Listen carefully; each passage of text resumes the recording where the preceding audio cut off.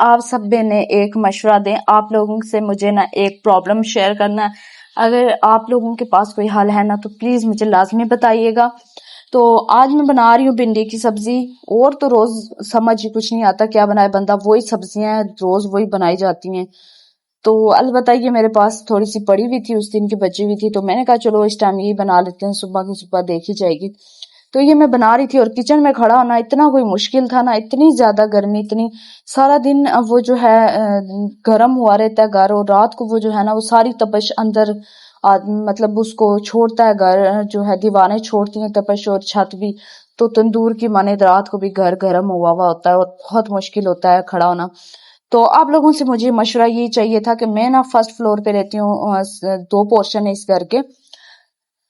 تو میں جو ہوں فرسٹ فلور پہ ہوں، تو وہاں پہ بہت زیادہ گرمی ہوتی ہے، اور اتنی زیادہ اب تو برداشت سے باہر ہو گئی ہے. کل اور آج تو بہت شدید گرمی تھی، بچے بھی رو رہے تھے. میں بار بار نا ان دونوں کو، اپنی بیٹیوں کو جو ہے نہلا رہی تھی، اور ان پہ نا گیلا کر کے کپڑا وغیرہ ڈال رہی تھی، اتنی زیادہ گرمی تھی. اور مجھے ڈر تھا نا کہ کہیں اللہ نہ کرے کوئی ہیٹ اسٹروک وغیرہ نہ ہو جائے بچوں کو، تو اتنی زیادہ گرمی تھی.